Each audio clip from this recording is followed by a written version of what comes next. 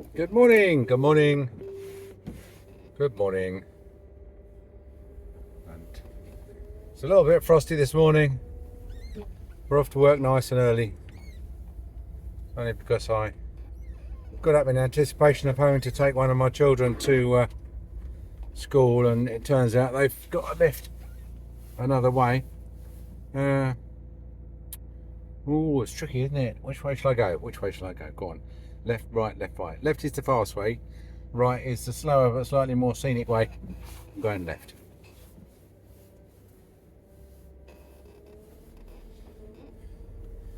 Because it's a bit frosty. So you don't want to go down the country roads on a day when you're going to work early and it's a bit frosty, and let someone else skid into all the trees and everything. Let them end up in the ditches. We're going this way, which is where they have the massive, look at that sunrise behind that cloud. Fantastic. Anyway, so I did something exciting the other day. I bought myself a metal detector. Now I know what you're thinking. You're thinking, oh, Angry, it's one of those big ones on a stick which you wave about, but it's not.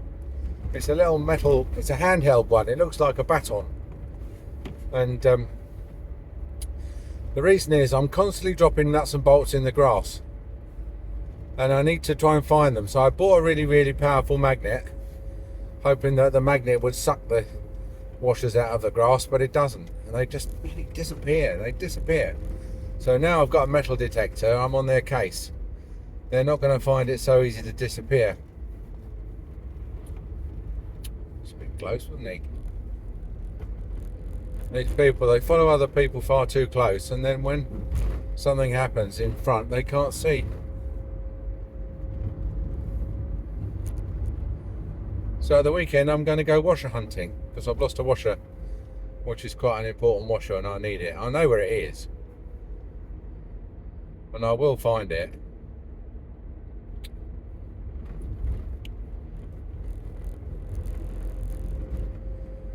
Anyway, that's exciting, and they're not expensive either. I think it was about 25 quid, this thing. And you never know when it'll be useful. Do you know what I mean? I've got loads of gadgets. I mean, men like gadgets anyway, don't they? And dentists like gadgets. They buy a lot of gadgets in dentistry. I've got a laser level, which is good, which you put on a tripod, which is good for projecting a laser line, which is supposed to be for tilers and things like that, but it's very good for levelling up things like caravans. You have to do it as it's getting dark though, otherwise you can't see the line. I've got an instrument for measuring the temperature of things, which is really good, because you can use it, for example, you can shine it on your oven glass to see whether the oven is the temperature it says is on the dial, or whether the thermostat's broken and your dial's lying to you. And also on, you can project it and all sorts of stuff. It's good fun. Reading temperatures remotely, shine it on your fire, on the glass of your wood fire, to see what sort of temperature you're getting from the wood. And what else have I got? Oh, I've got another thing that measures distance. So if you want to measure the distance between somewhere and somewhere far away, you used to have to buy one of these ridiculously long tapes that came coiled up in a big old coil, and perhaps even use it 2 or 3 times to measure a few hundred yards. But now you can just shine a light on something down the end and get a distance, just as a readout, accurate to like a centimetre or so, which is good. So and now I've got a strong magnet and a metal detector, so I'm really set up for the next zombie apocalypse. I'm your man. What's that down there? So now something's happened today, or is going to happen today at 12 o'clock, which is very significant, and it's significant to anyone who's in business, which all dentists are, all principals are in business, aren't we? And I can guarantee, while the headline will be on every news channel, the implications of what's been done won't. and it relates a lot to things I've mentioned on this podcast in the past, which I won't go over again in detail because it's boring to hear me say the same thing. I mean, I know it's nice to bring people up to speed on stuff, but I mean, basically after a while, when you're listening to someone's podcast, you've pretty much heard everything, every opinion they've got. Do you know what I mean? So, but it relates to the interest rate. There's going to be an interest rate cut at lunchtime. Now, the fact that we know that is in itself extraordinary, because when people start writing articles 2 days in advance saying, I can say with certainty that there's definitely going to be an interest rate cut on Thursday, they can only say that because they've got a piece of paper in front of them saying embargoed until 12 p.m. Thursday, Bank of England cuts interest rates. And if you're on the list of embargoed press releases, then it gives you a big advantage. Department of Health knew that, and that's why the Chief Dental Officer Barry Cockcroft took the General Dental Practitioners Association off the list of associations that got embargoed press releases, because it allowed us to prepare our criticism of them in advance. So what happened was that, when the media was ringing up in the morning saying, can we have a comment on what's the government is doing to the NHS contract at lunchtime today, and we used to say, well, we don't know, you know more than we do, what have you heard? And they'll be like, well, we have got a copy of their press release, but it's embargoed, so we can't share it with you. So, and I was like, well, if you can't share it with us, then we can't comment on it, So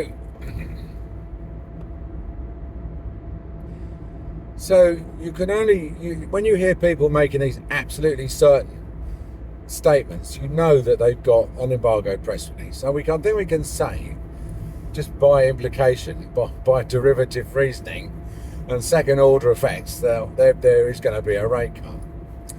Now, you remember what rate cuts, I mean, I'm not a big fan of the so-called independent Monetary Policy Committee setting their interest rates. I don't think they know what the interest rate for money should be any more than the Treasury did. The only difference was the Treasury, prior to the 1990s, when the Treasury set the interest rates, they set it for overtly political reasons. And that was that independence from the political aspect of rate setting that caused the rate setting to be given to so-called independent. Now, why do I keep saying so-called independent? Okay, because there's a bunch of bodies that are have independent in their title, which aren't actually independent, right? And okay, now it's going to come a shock to you if you believe everything the government says, and they always have done. But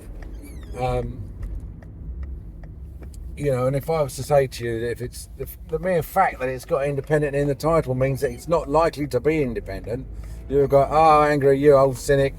Yeah, we know that's a bit of an old saw about, they're independent, but they're not independent.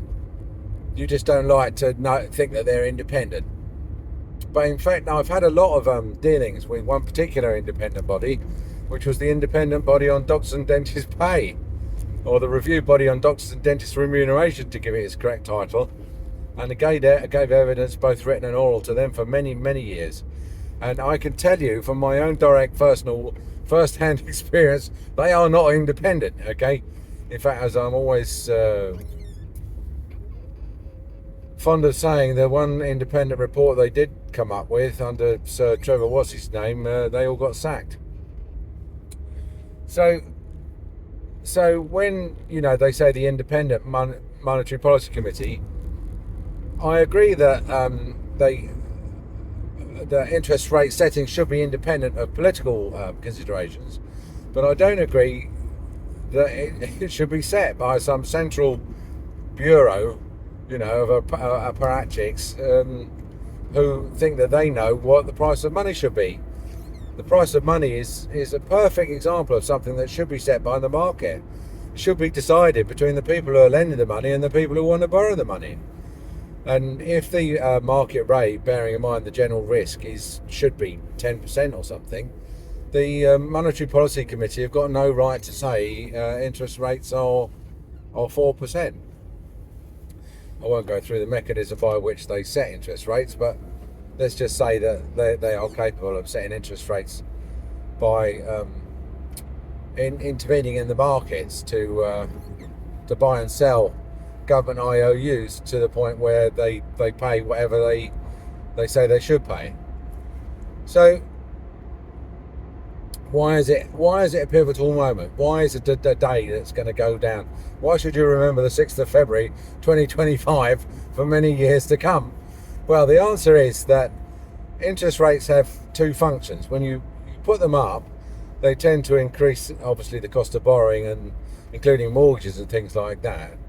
And so they depress spending. And what happens is, because there's less demand, then the prices of things go down. But the problem is that if you have interest rates that are, I'll just let this not overtake. If you have interest rates which are persistently high, then what happens is you drive the country into a recession, and then you have to lower interest rates to try and pull it out again. You know, it's like a plane. You're flying along, you put it into a dive, and then you have to lower interest rates to pull it back out again. But then the other thing that they do with interest rates is try and fight inflation. And inflation goes up, and what happens is you then have to raise interest rates to make borrowing more expensive, so that people defer their spending. And then there's less spending, so prices come down. So that's how interest rates really fight inflation. And if you have low interest rates and inflation is higher than interest rates, then people will choose to buy now rather than later. And so demand goes up, and so inflation goes up, consumer prices go up. Now, the Bank of England, and the Bank of England in particular, I think they thought that they'd found a loophole in this. And the loophole was that you could put interest rates up, but there's a limit to how high you can have them, because the government has borrowed a ton of money at very, very cheap rates, and it can't pay it back. So every time it has to pay back a loan, it takes out another loan to pay it back. And the problem is that the money that they borrowed at 0% or 2%, they're now having to take out loans at 2 or 4% or 5% to pay back, which is pretty much a doubling of the interest payable on the loans. And this mirrors what's happening in most people's mortgages who had fixed rates that were set a couple of years ago and are now coming up for renewal. And that's a part of the story as well. So historically, let's say you had inflation at 4% and you wanted to get it down, you'd put interest rates up to 5% or 6%. And as I said, what that happened, that made the idea of borrowing to buy something now more expensive. So people used to defer their borrowing, and then that used to bring inflation down. So the one thing you have to remember is that to fight inflation, interest rates have to be higher than the inflation rate. So if inflation's 4, then interest rates have to be 6 or 8. Or if inflation's 12, interest rates have to be 17 or 18. And don't laugh, because all these things have happened in the past. So the Bank of England thought that they found, and the government thought that they found a loophole in this. And what they realised, well, if they put interest rates up to much more than 4%, certainly 5%, they'd bankrupt the government, because the government wouldn't be able to refinance all its debt. Now, the difference between now, let's say, in the 1970s, is that in the 1970s high inflation, that was caused mainly by borrowing by companies. In other words, everyone who was in the FTSE was over borrowed. Whereas now, really, companies, well, there are a lot of zombie companies. Oh no, we're gonna have to do our usual, aren't we? Go to the front of the queue on the left-hand side. Past the monkey on the left-hand side. So, So what's happening now is that the government is far more motivated to keep interest rates. In the 70s, they just jacked the interest rate up and didn't care whether the companies went bust. That was their lookout. But, what a shame. I was getting a really sneaky whiz there. That poor lorry's never going to get anywhere, is he?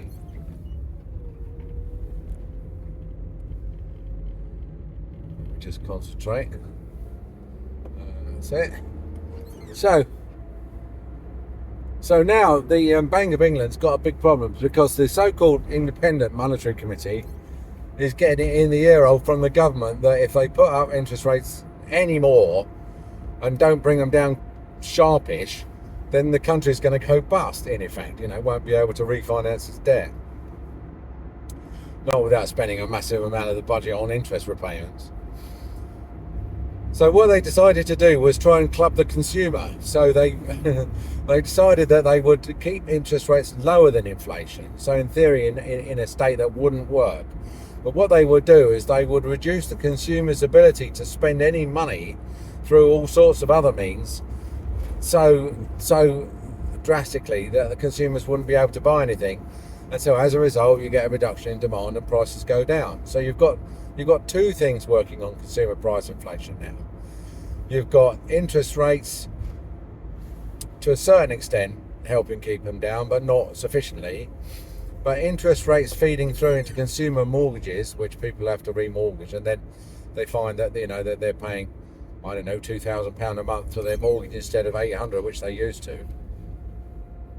And all sorts of other secondary effects, such as cutting allowances, fiscal drag on allowance thresholds, increases in employer national insurance, and all sorts of other stuff, which mean that people generally feel really hard up and rein their spending in. Now the problem with that is it can only be done once, and it can only be really done for a certain amount of time, because otherwise people are going to start stringing politicians up on lampposts. So really they've got to the end of the point where they can really do that or sell that. And also Rachel Reeves, who's come in in a classic Labour government 1974-79 style and started taxing everybody, has now got a shocking reception to her budget from people, and a lot of big companies putting off laying off staff, and so and the GD and the economy's completely flatlining. It's getting quite clear now that everybody's completely fed up with the Labour government already, the minority Labour government, in the same way as it was in the minority in 1974. And thank you very much.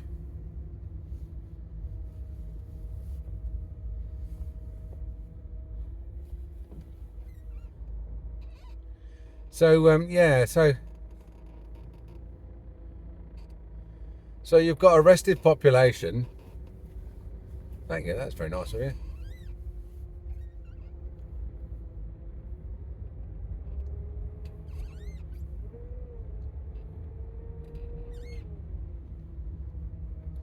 And you've got to, sorry, I'll have to concentrate on these because someone might try and overtake me on the right. So you've got arrested population, an economy that's flatlining, and so the Bank of England, just really to go straight to the number of it, they're between a rock and a hard place. If they want to keep inflation under control, and also inflation is not looking any close to getting down to the 2%. It's sort of gone down. It dived down when they were doing they raised the interest rates from 0 to 4 and started clubbing the population. Inflation did do a dive from 10 down to 3 or something. But it's now that's about it now. It's not gonna, it's not gonna get any. They finished clubbing the population now, and so inflation's going to turn up again. And so you think, okay, inflation's going to turn up. They're going to need to increase interest rates again, but they can't do that. Otherwise, they're going to bankrupt the government. So they had to make a choice, and today's the day they've made the choice. We've been waiting for them. We've been saying, look, you've got yourself, you're up a cul-de-sac here, you're up a creek without a paddle. Well, no, that's the wrong analogy. Let's just stop for the cyclist. You're you're going to have to make a decision sooner or later. Are you going to reduce interest rates, take the pressure off the government, and not worry about inflation? You know, try and juice the economy a bit to make the government look better. Or are you going to say, we don't care if we tip the economy into recession and bankrupt the government? Our remit is to bring down inflation, and inflation is not under control at all. And so, in fact, we are going to keep interest rates the same, and you have to do a bit more clubbing, or we're going to put interest rates up. And today's the day they've decided they're going to bring them down. So it's really, it's good news for the economy, insofar as they're going to let people drink from the old punch bowl of cheap finance a bit longer, but it's not good news for inflation, because inflation is now going to start creeping up. Now, we've said inflation is their preferred way of dealing with their debt. You know, of the several ways that we always discuss: writing the debt off, telling people that they're only going to get paid 40 pence in the pound for the government bonds that they own, cutting the size of government, reducing spending, none of which is possible.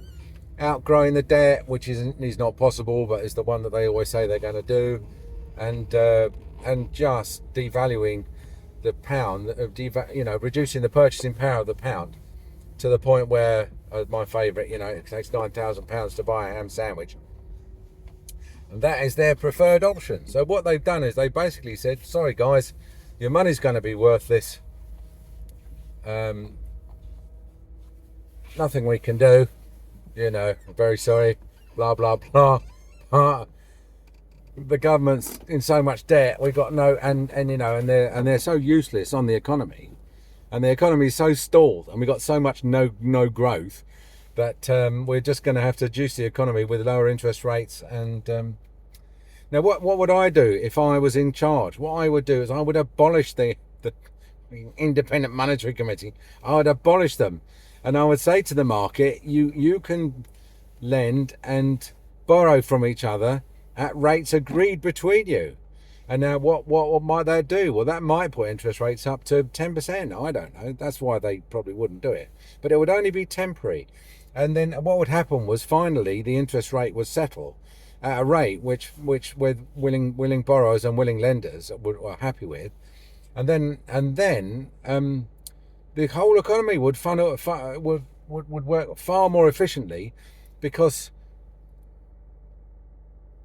it will be freer people will be happier about borrowing and lending, because they will be doing it all like fair rates, market rates, and not as it is at the moment, where the interest rates are never correct. They're either too low, in which case you get a load of companies borrowing, high risk companies borrowing at low rates, which they shouldn't really get, or the other way round, which is too high, which is where fairly risk-free companies like dental surgeries are paying higher rates for borrowing, which is pretty well next to no risk. So anyway, so this is it. Remember this, and also remember who told you this. Okay, higher inflation, and probably not much effect in terms of reducing the economy either, because with the Labour government in charge, they're gonna muck it up, right? Okay, it doesn't matter. They can put interest rates down to zero. Reeves will find a way to muck it up. Look, if you don't believe me, go back, Wikipedia, Labour government 1974, 1979, and we're still in 1974 at the moment. We've got 5 more years to come. Just have a quick look and see how that all ended. All right. Okay, nice to see you, nice to talk to you. Hope you're well. See you soon. Bye.